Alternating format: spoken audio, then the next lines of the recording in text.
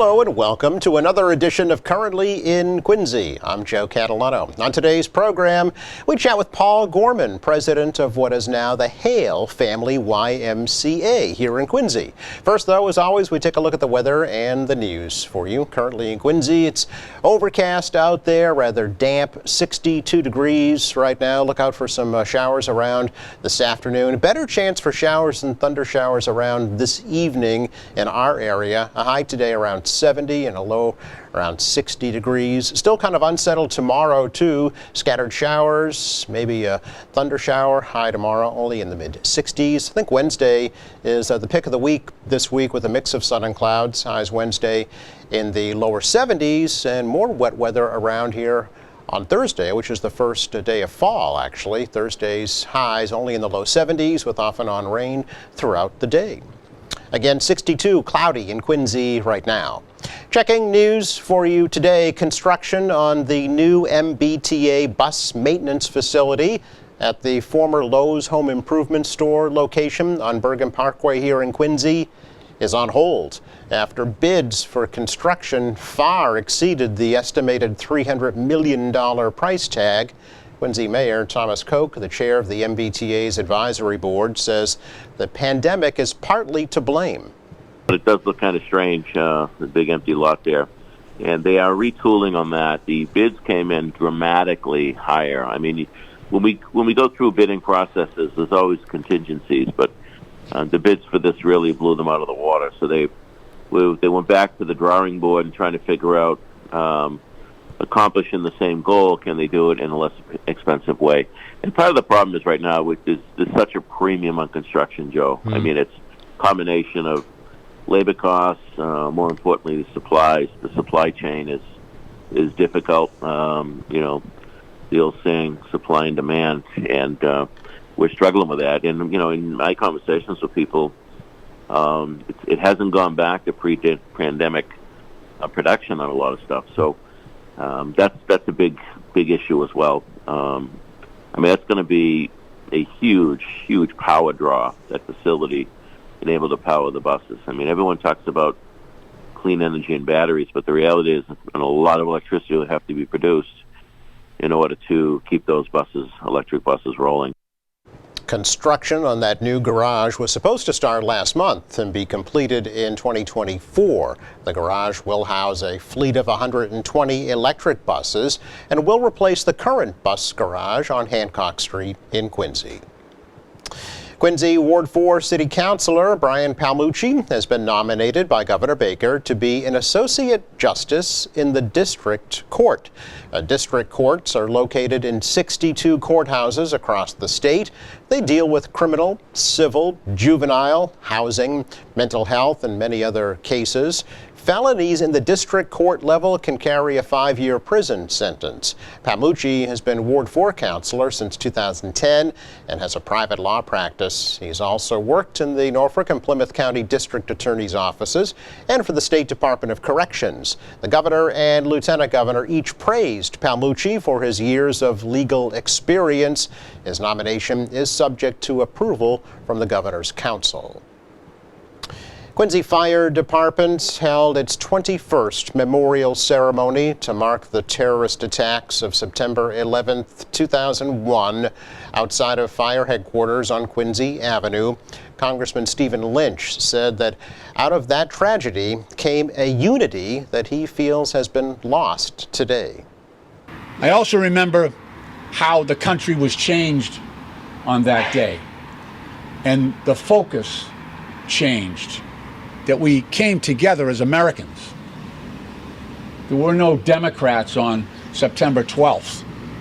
There were no Republicans on September 12th. We were one nation, together, bound in a common mission, both to heal and comfort the grieved, to honor the deceased, but also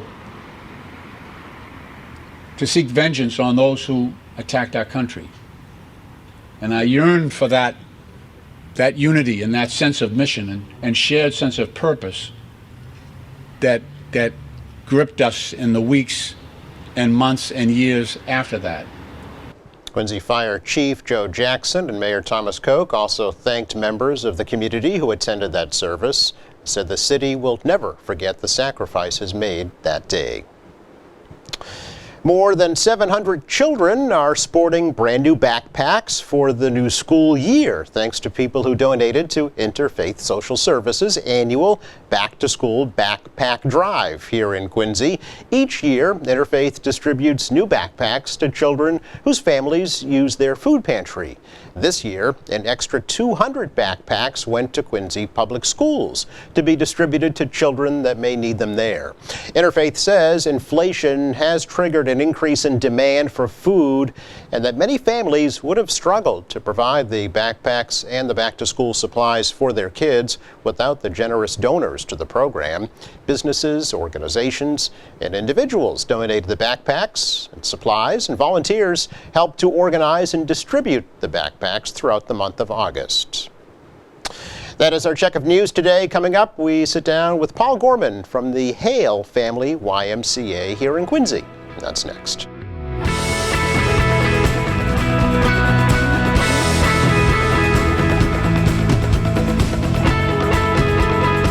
Welcome back. We're pleased to welcome back to the program the president of now the Hale Family YMCA here in Quincy, Paul Gorman, to bring us up to date on what's happening down there on Coddington Street. Great to see you, Paul. Hey, Joe, so just Hale is just part of our the part of the South Shore Y. Oh. There's the Emerson Y down in Hanover, Burgess and Hayward camp, our resident camp down in Sandwich, Mass, and our South Shore Natural Science Center in Norwell, Germantown, and then the Hale YMCA. So. Okay.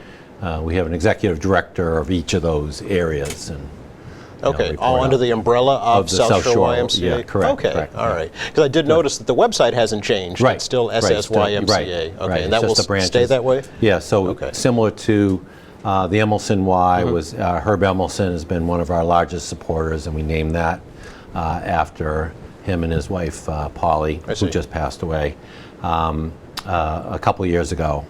To do this with the Hale family, Rob and Karen Hale. Yeah, which just happened not too long ago, right? Yeah. Tell us a bit about how that came to be.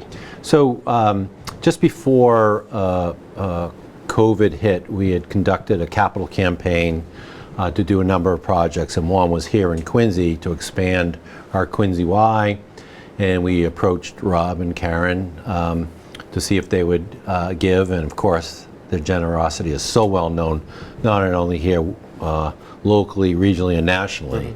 And they were very generous, and their gift for this campaign, combined with their gift to the original Y, it was very appropriate to see it, for us to approach them and ask them if we could name this YMCA in Quincy after them. I see. And it's so important. They weren't looking for it, Yep. But it's so important for us as an organization. It's one, it helps set the bar for other donors to understand that YMCAs, like other not-for-profits, survive on donations, especially in large capital campaigns. So, and then, as I mentioned during our event, that for Rob, it's kind of his stamp of approval of the organization that we do such good work here in Quincy. He doesn't just give his money out willy-nilly, No, right? right. Yeah. Both him and Karen, yes. Yes. $5 million total, right, Yes, between the two yeah, donations. yeah. Wow. What will that money be used for? So the first $2 million was towards the original building. I see. And Which the is next- 8 years now, I think? Yeah, Wow. it's Okay. incredible. We just replaced the whole hallway flooring because of the use that it gets, and that's pretty quick, Yes. only after 8 years. But the other $3 million will be for an addition to the Y in Quincy. Oh. Originally, we had a conceptual plan of multi-purpose space on the first floor and fitness on the second floor. But when COVID-19 hit, and subsequently after that, we've seen trends change a little bit. So we're going to tweak that plan based on the changes in people's habits and needs, and children's needs. So Okay. we'll be coming out with that, relatively soon. Okay, so we'll look for that. So Yeah. add it on to the existing field house? Correct, because it's just easier. Yes. That was more of a pre-engineered building, so Yep. we could add sections. So it's probably about 40% less than traditional bricks and mortar. I see. Okay. Which is good because construction prices have gone up about 40%. So As we heard the mayor mention I know. during the news, yeah. I feel his pain, not to the $1 billion mark, Right, but right. that's what we're encountering on all of our projects that we're now restarting after COVID. Okay.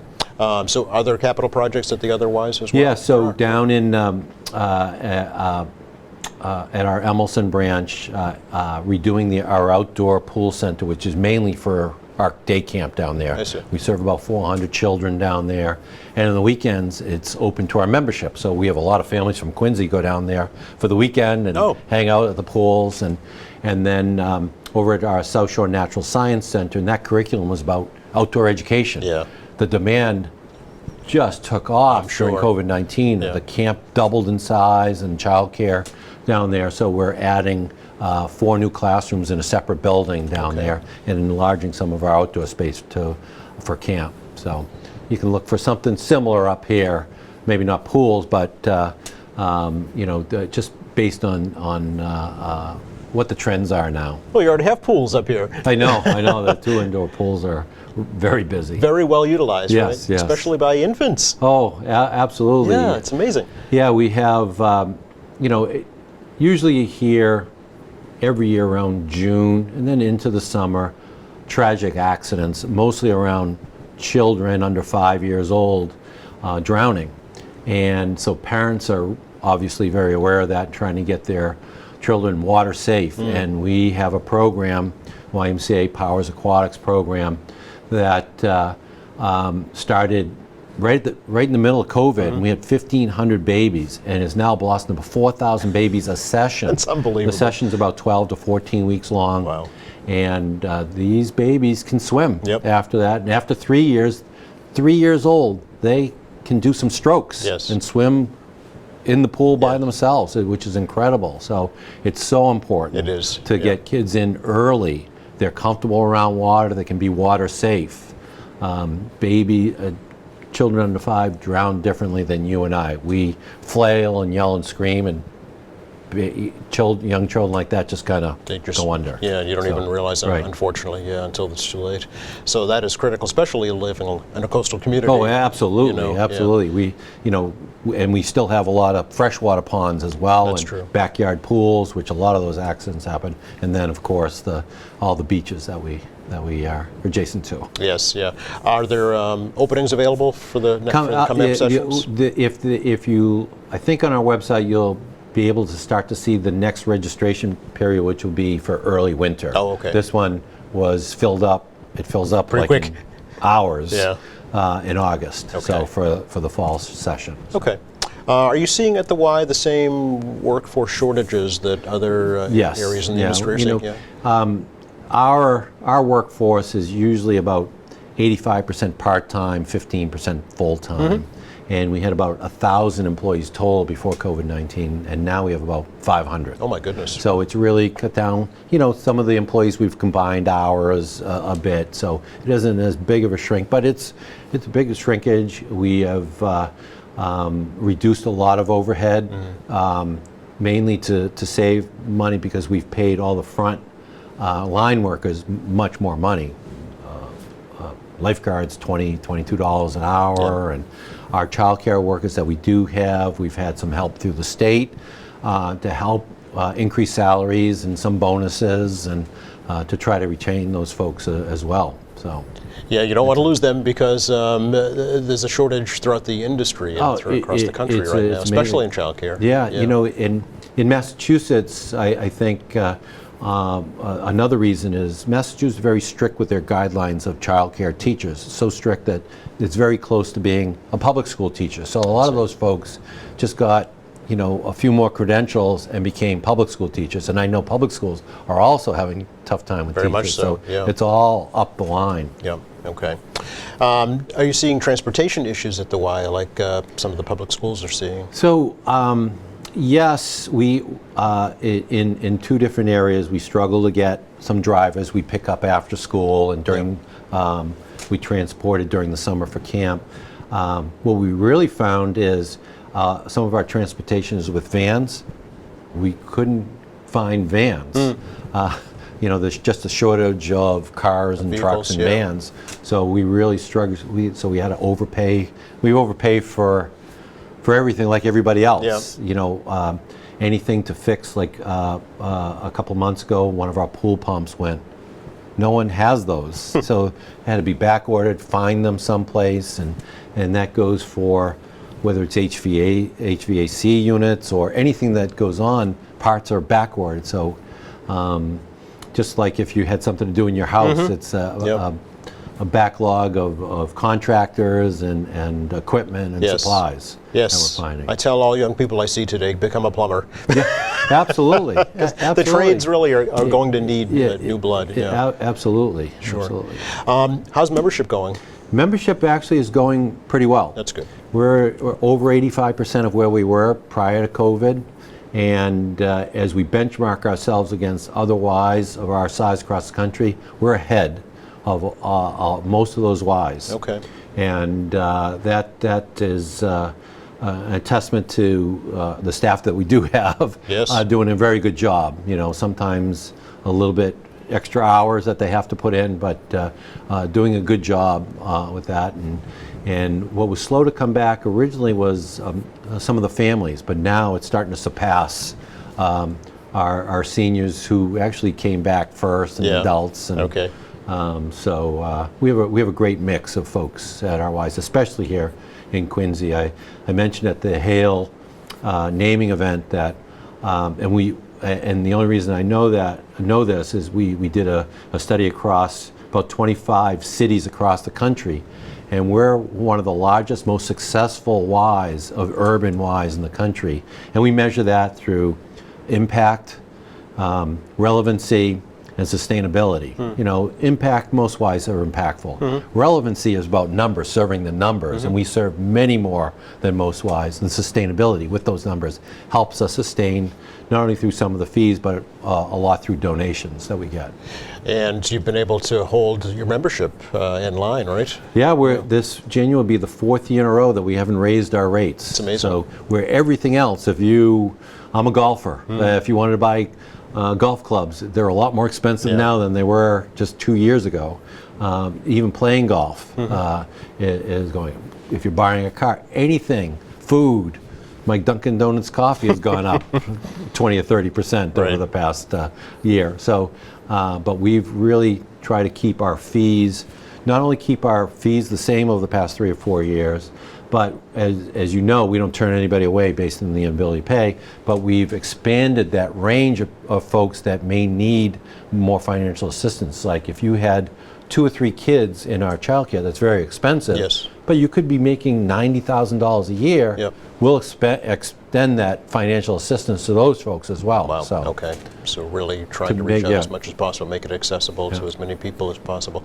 I was thinking about this. I was reading an article just this morning about how the pandemic impacted especially young people when it comes to their psychological health and their mental health, and how the Y is really the antithesis to that, because it is an outlet for young people. It is, and getting kids back to some type of normalcy, especially whether it's in programs, but especially camps. Camps have been so vital over the past 3 years during COVID. The first year we were really limited to the amount of kids that we were able to, and resident camp we weren't allowed to open at all. Yeah. And now all those camps were full, and we've had to work with our staff to be aware of any type of mental health, mental illness issues that they may see, and we've seen more. Have you? Yeah. And we've seen it among staff as well. Sure. The pressure, not only of work, but their own personal lives. Yes. It's all kind of... They may have children of their own that are having issues. that are struggling. Yeah.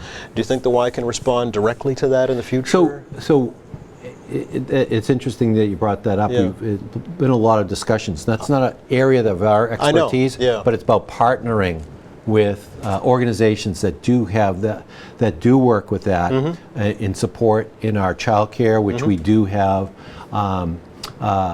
social workers that work within our child care, and just some of those experts to be around for camp and partner. We can do some wraparound services to help get them on a more healthier physical lifestyle that helps their mental well-being. Yeah. And we do that so much for around diseases in our Yes. medical wellness programs already. Yeah, well, because it really is the core mission of the Y is to treat the whole person, You know, right? spirit, mind, and body. Exactly, Right, yeah. So I was wondering how that would work. I know that mental health providers, like here in Quincy, Aspire Health Alliance is partnering up with a peer recovery group for Right. people with substance use addiction. So, a natural partnership for the Y would be somebody who deals with psychological health. Hopefully we'll see more and more of that Yeah. as all of us struggle to find folks to work with us, but also how expensive things can go by collaborating. We can keep costs down Mm-hmm. and we can provide all those without duplication. Exactly, yeah. Fall is coming, and that means the holidays are not far off, Yeah, and I know the Y is an integral player here in Quincy for helping folks through the holidays. Yeah. So plans are already in place to do our annual food and meal drive for Thanksgiving. So and we do that through our Germantown center, and we also do that in Hanover through the Y down there. And then our toy drive, which is always big, and we work collaboratively with a lot of businesses, but also the Quincy Police Department when we give out the gifts. Who's going to dress as Santa this year? I don't know. Yeah, that's. Okay. I haven't done it yet, Right. but we'll see. We'll see when that comes up. And what we've done in the past is we usually look at some open office space, and so it's always moved around, and it's a little out of sight, out of mind. So we're looking possibly to bring it back in-house. So more to come on that as we finalize that. All right. I know the website is a great place to go. Yes, yeah. Both to learn about your Volunteer, programs. Yep. donate, or participate at the Y. Yes. Yeah. And find out about your events, like a couple this weekend. Oh yeah, the Corn Festival. The Corn Festival. And that's 2 days at the South Shore Natural Science Center. And when you talk about anything food related around corn, we'll have it: cornbread, corn, popcorn, everything. And it's really a family event. So to bring the whole family down, there's hay rides, there's all the activities that have been going on for years and years and had to stop because of COVID-19. So we're restarting. Thousands of people always come over the 2 days. Thousands. That's great. It's a great family activity for the fall. And the Robin Ride, too, is the same weekend, right? It is. And this year we do have a lot of the Quincy Police Department, the community police that are usually on their bikes are going to be riding for us out there. As well as a lot of our volunteers as well. So that's on our website to go to, and or on the Rodman website.